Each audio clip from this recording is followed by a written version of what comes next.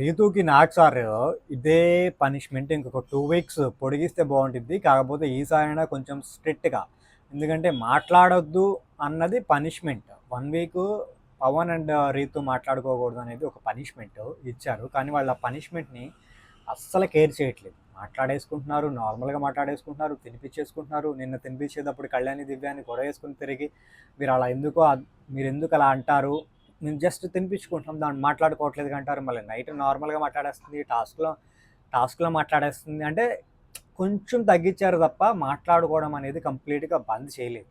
ఒక పనిష్మెంట్ ఇచ్చినప్పుడు ఏంటి, మీరు అసలు మాట్లాడకూడదు అంటే అసలు మాట్లాడుకోకూడదు. అంటే పక్క పక్కనే ఉన్న హౌస్లో ఎదురు బొదురు పడినప్పుడు మాట్లాడుకుంటారనేది మన రీతు లాజిక్ అనమాట.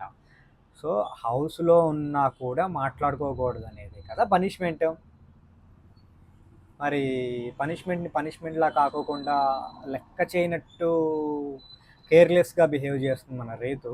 పవన్ ఓకే, బట్ రీతుని ఆర్గ్యుమెంట్లు చేస్తుంది, ఫైట్ చేస్తుంది అన్నెసరీగా.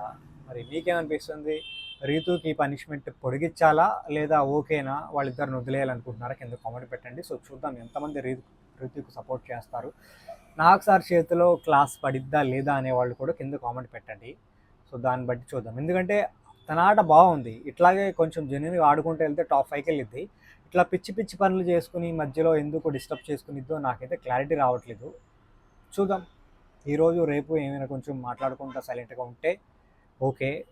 బట్ అలాగే మాట్లాడుతూ ఉంటే వీకెండ్ మళ్ళీ క్లాస్ పాడొచ్చు, మళ్ళీ డోర్ ఓపెన్ చేసి కమాన్ పవన్ నువ్వు బయటికి వెళ్ళిపో అంటారేమో. అప్పుడు మళ్ళీ ఏడుస్తారు, బయటికి వెళ్ళిపోమన్నప్పుడు ఏడుస్తారు, పనిష్మెంట్ ఇవ్వండి అంటారు. కానీ ఇచ్చిన పనిష్మెంట్ని కరెక్ట్గా ఫాలో అవ్వకోకుండా మరి ఎందుకు ఇలా చేస్తుందో నాకైతే క్లారిటీ రావట్లేదు. సో చూద్దాం, నాకు సార్ వచ్చిన తర్వాత వీకెండ్ ఏమంటారు.